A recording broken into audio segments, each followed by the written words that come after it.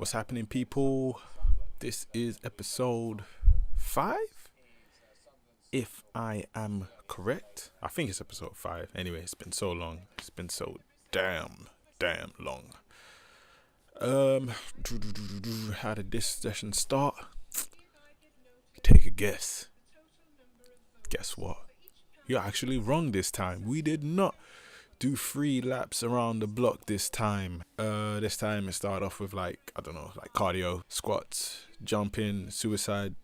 Well, not suicide runs. I forgot what you call it. There's squats, jumps, and all that kind of stuff to keep you active. And I completely forgot to turn the sound off, so you may just hear my TV for a little bit. And now we're back to normal, watching the election. Shout out to if you're in the UK and you voted. Yeah, so then after a little warm-up thing, we did another Shark Tank. This time I got the privilege of doing a little bit of the Shark Tank in the ring. We actually did 2 different Shark Tanks. This Shark Tank was random.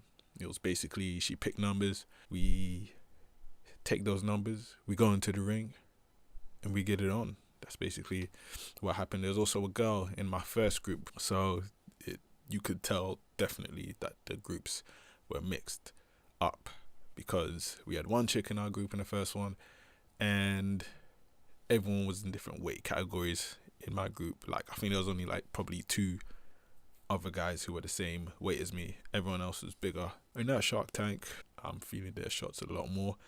One of them, I kind of like cracked my neck, and even today, like, my neck is like still kind of paining me. I'm not gonna lie, still kind of paining me. After that Shark Tank, we lost the privilege of being in the ring. Well, I did anyway, because did the number thing again. Now I'm in the big hall doing another Shark Tank. There's 2 women in our group this time, and I ain't gonna lie, I was so tired, so tired. And again, this time there's only one guy who's the same size and roughly the same weight as me, because I've been talking to him a little bit and he's roughly the same weight as me. And I had just finished the other Shark Tank, so I come into this one, and then she's like, obviously the coach is like, go, and no one's going in the middle. I'm like, oh, it's gonna be like, and everyone's taking so long. I'm just like, I just want to get out the way. And so I jump in first right after doing Shark Tank in the other one, so getting no rest. Then I jump in. Not gonna lie, like, first guy I faced, he kind of humbled me, not gonna lie, because for the last couple of weeks I felt like in all of the spars I've been in full control. But yeah, with this guy, like, dude is fast, dude is mad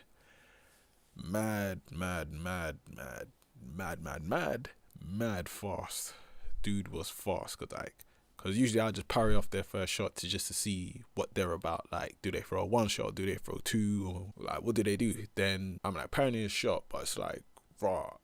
I've never seen someone throw a jab at me like that fast. Parried it anyway, but he was boxing so correctly, man, because he was throwing shots to the body and stuff. So it's even harder to catch it on the elbows and stuff, because everyone I kind of sparred with usually goes just for headshots, and they never really take the time and effort to try and hit me in the body and stuff. So I don't know, it like made me a lot more aware of what I am covering and what I'm not covering in the actual ring.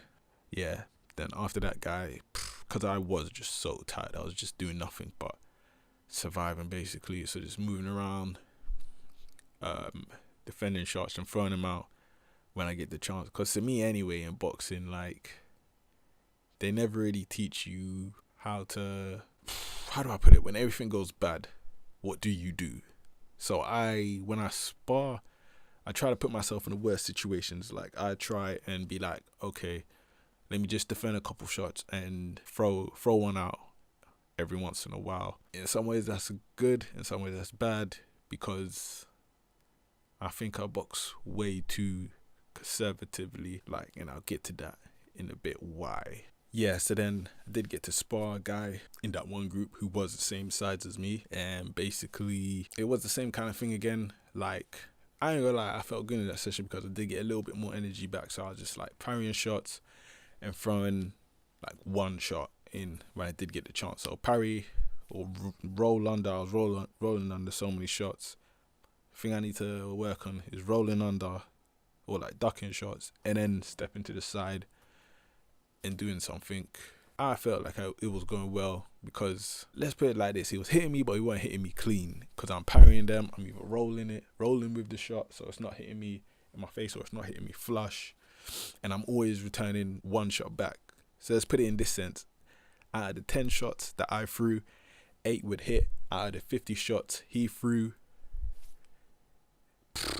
let's say 10 would hit. So even though he has a higher volume of punches thrown, mine are way more accurate and they are definitely hitting. Not gonna lie, I hit him with the meanest, most devastating uppercut I think I have ever done in my life.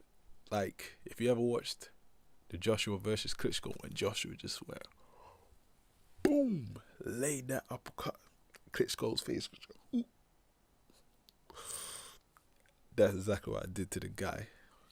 Caught him with an uppercut straight through his guard. Whole face went back like that. You saw the winch in his face. Like, damn, I felt like I hit bone when I did that uppercut. Immediately, because I put a little bit extra in there. Because obviously, again, when you're sparring, I don't try and fucking kill nobody. I just try to land a shot you probably wouldn't see coming.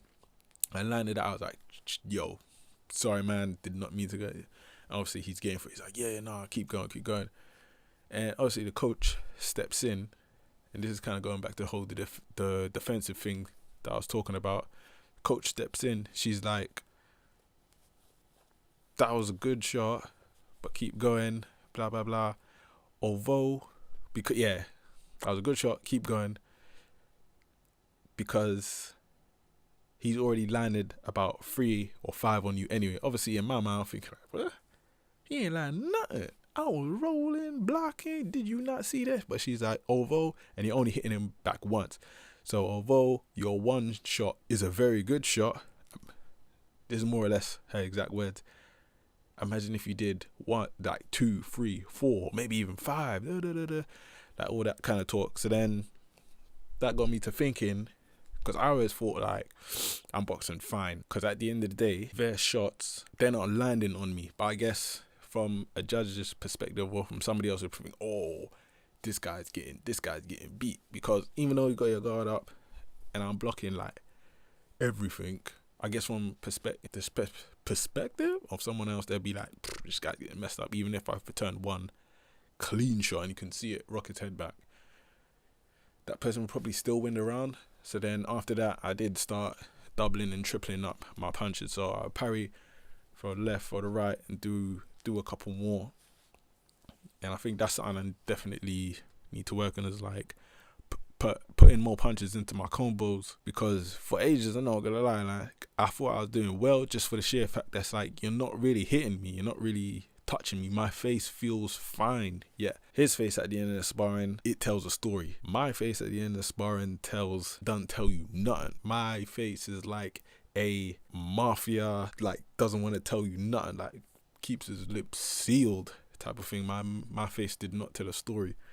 His one did. But from the outside, I guess if you're watching it, if I'm only returning one shot, although no matter how clean it looks, if the guy just throws more punches, I guess the other guy will win. And that's what I was talking about, the whole defensive thing, where I think I just need to up the levels a little bit. Like, even though I think my defensive game is strong, but now I've got to work more on the offensive game, because I'm more of a counter puncher anyway, because I don't want to waste my energy throwing shots hitting air, which I was making him do, not gonna lie. But he's a good guy though. He's a good guy. What I kind of learned from that session is that, obviously what I was saying before about throwing more shots and stuff like that, but it's very, very, very close now, man. I think I need like more sparring sessions just to feel a little bit more comfortable. Like when they throw more than one shot, and then me delivering my shots back and stuff like that. I don't know what it is. Like before this session, like a week or two ago, I was not nervous at all. Now, before even this session, I felt a little bit more nervous. And now, after this session, because it was kind of humbling at the same time, and I think there's a lot of things I need to change, I'm kind of thinking like, damn, I'm kind of nervous. I still feel like, I don't know, like I'm here to win. I'm here to fight. I ain't scared of nothing. But the nerves have really sunk into me now, man. I think it's like so close to the actual event now. But we do this. We gonna do this. We gonna get that W. We gonna get that win. And also, shout outs to everyone who has donated and bought a ticket or whatever you've done to contribute to me actually doing this. I appreciate it so much. The sheer fact that you will put your hands in your own pockets and give money towards this, towards cancer research and stuff like that. It's like, obviously it means a lot to me, and it means a lot to the thousands of people who has either lost someone from cancer or are dealing with cancer right now. And the sheer fact that by doing this, you're supporting me to go on. From the bottom of my heart, I am so appreciative of that. I am very appreciative of that. But on that note, gonna bring this to an end. And like always, I hope you guys have a nice day. Bye-bye.